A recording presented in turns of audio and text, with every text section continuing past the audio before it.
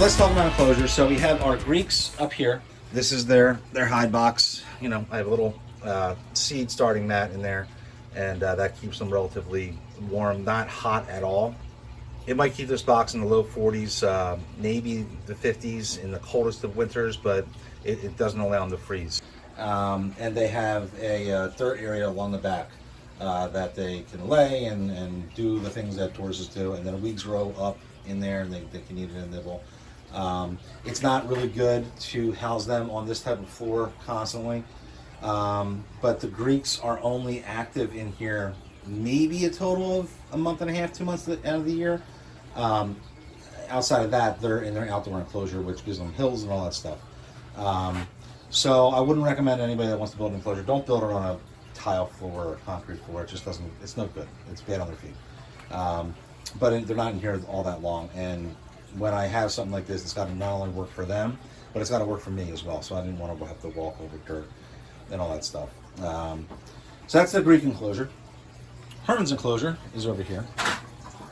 And it's about, if I remember correctly, I think it's 12 by 2, so it's not very wide, but it's nice and long. They have their hide back there. That's actually hinged. I have plants sitting on it at the moment, but you know, take my word for it. So I can lift that roof up and get to them. They have their hotspot. Food blocks, I usually feed, if I'm feeding Missouri and stuff like that, I feed them on plastic trays, but the food blocks make life a lot easier to just throw in produce or weeds, just throw it on there. Plus, if they scrape their beaks along this, it helps to trim down their beaks a little bit. If you put Missouri, which I do once in a while actually, but I try not to, if you put Missouri, like moistened Missouri on top of this, then you got to clean it off after that, and it gets all dried and gunky and hard. Then it's kind of a pain in the butt. And they think I'm feeding them now, so they're coming over to say hi. But one of the things when you're building an enclosure is to do what you possibly can to add interest and don't make it an even perfect space for them. So see this guy here, that's one of our male Hermans. I don't know if you can tell, but it's hilly, it's rocky, it's not even or neat and tidy on purpose. I throw sticks in here that they are forced to walk around.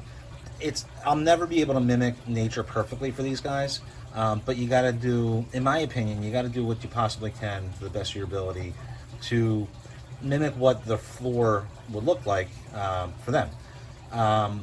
Also, in here you can't see it along the wall, almost the whole length of this enclosure. It's pure dirt. On this side, it's the pavers. But I have about 6 inches of substrate here. But I took the pavers out when I built this over there, laid down chicken wire, and then put the substrate on top of that.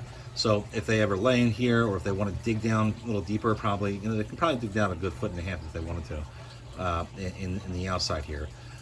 They can. So that's that. And then I planted some jade plants and stuff in here. So that's the Hermans. Okay, so this is our redfoot enclosure. Again, you got to make these things work for you the best you possibly can. I just cleaned their water dishes. There's no water in here right now. I got to fill them up. But you can see, as soon as you clean their water dishes, they're going to mess it up. So anyway, I got to clean that, just squirt that out again and refill it. Anyway, redfoot enclosure is the simplest enclosure you can possibly think of. I guess it's what you would call just a big tortoise table.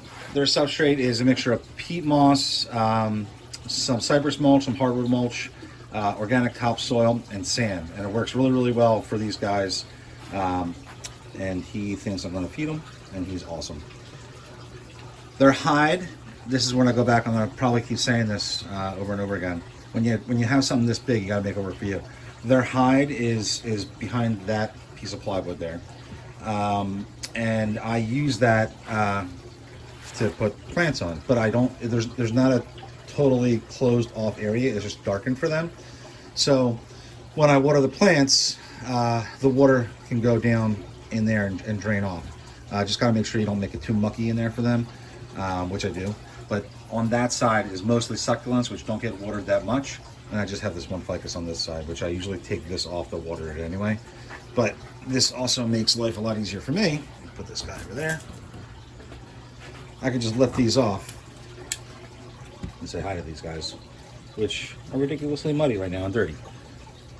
Another thing for me, just side note, see how muddy and dirty these guys are? You know, it's fine. They're not, there's nothing wrong with it. But outside, when they're outside, their shells are as clean as anything. When they're inside, it's a pain in the butt. Arlo cameras. Here's a perfect example of why you need Arlo cameras. Right there. Don't know what happened, but he got flipped over. I would have been able to see that on the camera inside the house to fix him. Plus, he fixed himself actually by the time I got to him. But what's funny is this little guy. This is one of our sub-adult or juvenile redfoots that I keep with the adults. This little guy. Look at the size comparison between that male and him. This little guy routinely will tip the big guy over on his back. I'm probably flipping him over every other week because I see him on his back, and when I follow him on the cameras, or sometimes I see it in person, it's usually that guy that tips him over. Just because not because they're fighting. These are redfoots. I don't think they have a mean bone in their body. I'm sure some do, but mine don't. But they don't perceive anything in front of them to be an obstacle, so they'll just walk through it. So this guy will basically walk straight and kind of get under his shell, and he won't move because they don't think to move, and then boom, he gets close over. Anyway, so that's the redfoot enclosure. It works well. It suits my purposes because it gives me more space up here to put plants. And if you can't tell by now, I use every single last inch of this greenhouse for my obsession. So yeah, that's how I do my redfoot enclosure. Turtle tanks. Okay, so the turtle tanks have a dual purpose for me. One, I can house my turtles in them because I like turtles. And two, they help provide humidity. And actually, a third purpose, they help maintain, to a certain extent, heat in the greenhouse in the wintertime. This tank here is heated, and I keep it at 73 degrees all year round.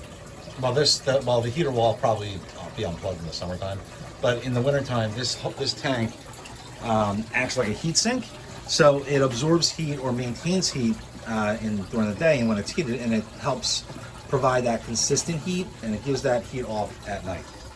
So this is what I like to call my tank of misfits. So you can see that's a cooter there. I have a big red-tailed catfish in there. There is a yellow belly slider in here and an African mud turtle somewhere. But there's also a big pleco in here somewhere too. These are mostly rescues, except for the catfish who I had in my big 125-gallon tank inside, and he decided to eat every other fish because they get big and just eat everything and outcompete everything. So he now has a home in here, and he does well with these big turtles. So how this turtle tank is set up, I have my pump, which is right there below the catfish. It's a pond pump that pumps into this big Rubbermaid horse trough. I think that's a 50-gallon, and I think this is a 100-gallon, but I forget. So that water pumps into there. So the end of this hose, I run it up, and that sits on the bottom of that tub, actually over there.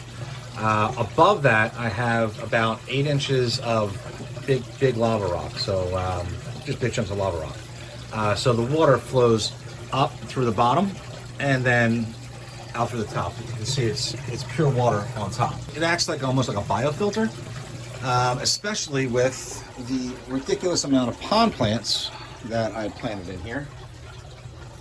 So this is like a jungle of plants. That's a bonsai, but these are all pond plants over here. So the plants help take out the bad stuff in the water. The lava rock help maintain the necessary bacteria you need to keep clear and clean tank, and it works really well for me. And the whole system helps provide humidity, especially in the wintertime. So that's those guys. Oh, one more thing about this. I do have to clean this out or do water changes, and all I do is overflow it, which makes life 1,000 times easier. But I don't overflow it to the top. I have holes drilled here and a couple more along the edges there.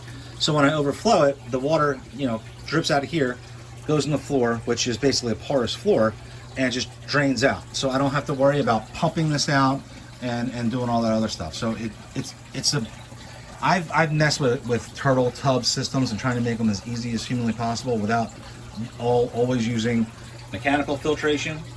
But this is the best system I've come up with so far, and has worked for me since I've had it. I've been doing it this way for 5-6 years and have been tweaking it every single year. So so far so good on this. That's another turtle tub back there, which is filtered by the Fluval FX4, and that's my Reeves, and there's a couple Ritter sliders back there that were rescues, and that works well. And again, this one too, sometimes I will backwash this FX4, but I drilled holes in the bottom of the land section here. So sometimes I'll just overflow it here, which will flow into there, and then flow into here. The tree is just for aesthetics, doesn't really do much for them, but you can see they can get out of the water really easy. I have some palm plants in there. So that's that. Back to this turtle tub. I have this really crappy looking ramp on a cinder block. One day I'm going to make that look better, but this is, the turtles will come out here and bask, but they have access to this whole garden area. So this garden area is probably about, I don't know, it's a raised bed that's about 2 feet off the ground, I guess, the top of the soil level. And this is where I have my succulents. So I have my prickly pear back there planted, some aloe, which the tortoises don't really eat the aloe.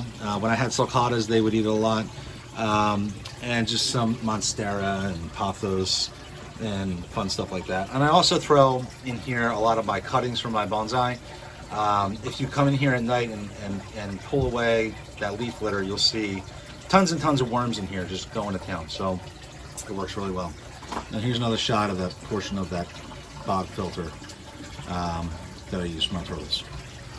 This bog filter system also really helps with my plants. So obviously I have more trays up here and I have my plants up here. These are all tropicals up here, which love the humidity and all that stuff. So the humidity coming up from the turtle tank itself and the bog filter, which is right underneath of that, really goes a long way in helping me just grow good plants. Like I said earlier, all this stuff kind of works together, so it's really good. Back here are the 25 or 30 jade plants in the back corner. That fan there is operated off of solar panels, and when it gets too hot, the shutters will open and just exhaust the hot air out. The solar panel I have isn't actually placed where it should be. I gotta find a better place without getting in the way, because this fan doesn't go on all the time because it's on a thermostat, but the solar panel doesn't power it well enough. So I gotta probably mess with that, but it's there, it helps. But that's a good point in terms of anybody that wants to do a greenhouse. You need air movement. If you don't have air movement, things will get stagnant and moldy and yucky and gross. So I have these really cheap office fans that are set on low settings. I have one there and one way up there, and that's just moving air movement. It's not a wind tunnel, it's just making sure the air moves all over the place.